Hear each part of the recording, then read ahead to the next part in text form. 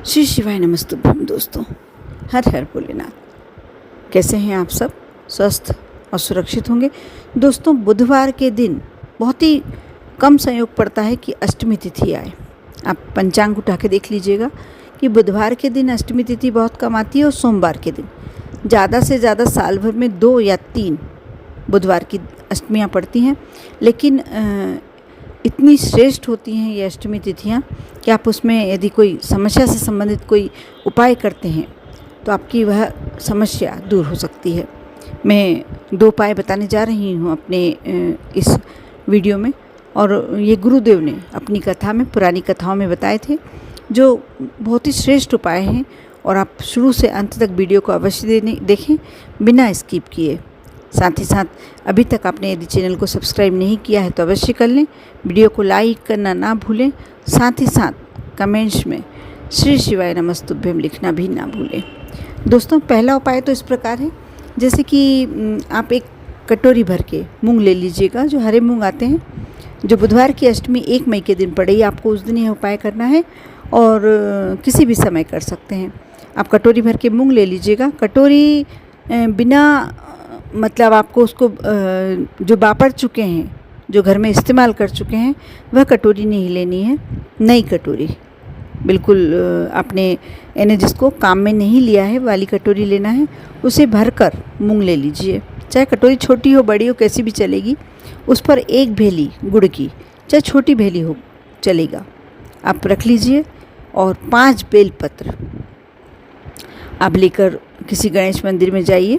नहीं, सबसे पहले तो आपको क्या करना है कि जो बीमार व्यक्ति, आप स्वयं बीमार हैं या आपके परिवार में कोई ऐसा व्यक्ति जो असाध्य रोग से पीड़ित है, आप वह कटोरी उस पर से 21 बार या तो वह स्वयं उतार ले या आप उतार लीजिए, और उतार कर उसको लेकर गणेश मंदिर में जाइए।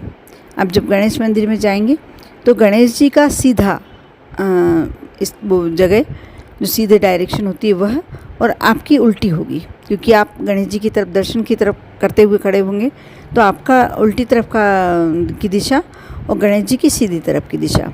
गणेश जी के मेन गेट पर आप इस बात का ध्यान रखिएगा कि जो मंदिर में पंडित जी बैठे होते हैं उन्हें ही अब नहीं पकड़ाना है, आपको धरती पर रखना है। दरवाजे पर गणेश जी के राइट साइड पर और आपकी लेफ़्ट साइड पर आप वह कटोरी रख दीजिए। नाम और गोत्र बोलते हैं, उस व्यक्ति का नाम और गोत्र बोलना है जो बहुत ज़्यादा बीमार है, बोलकर रखिए है आप। फिर से मैं आपको याद दिला दूं कि आपको यह हाथ में नहीं देना है।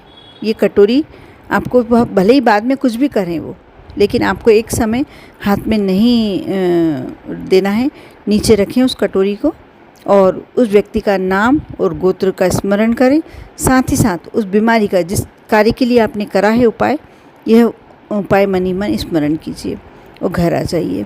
आप देखना, ये उपाय आप अष्टमी तिथि पर करते हैं तो आपका एकादशी और प्रदोष तक आपको बीमारी में परिवर्तन नज़र आने लगेगा, सुधार होता दिखाई देगा। एकदम स्वस्थ तो व्यक्ति नहीं हो पाता है, लेकिन हाँ, धीरे धीरे उसमें सुधार होने लगेगा। और एक और उपाय जो बता रही हूँ वो भी बहुत श्रेष्ठ उपाय है। जैसे किसी को स्किन संबंधी समस्या हो जाती है, किसी की चमड़ी सफ़ेद पड़ जाती है, या और कोई त्वचा संबंधी यदि बीमारी हो जाती है, तो आप क्या करेंगे कि जो 7-7 गांठ की दूर्वा होती है उसे आपको 21 लेना है। 21 दूर्वा ले लें आप, और उसे लेकर आप बिंडल बना लीजिए।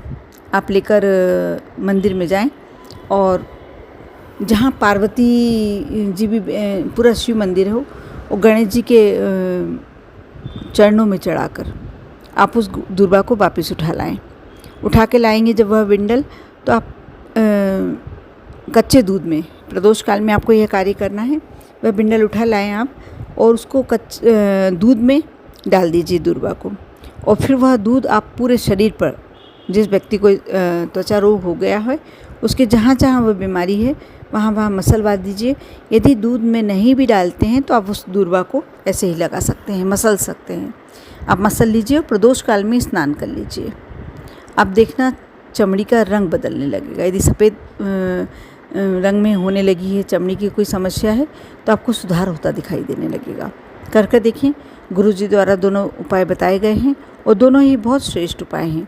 यह उपाय करने के बाद आपको स्वयं समझ में आएगा कि, लेकिन विश्वास के साथ करें। बिना विश्वास के बहुत मुश्किल होता है कि जल्दी सफलता मिले आपको।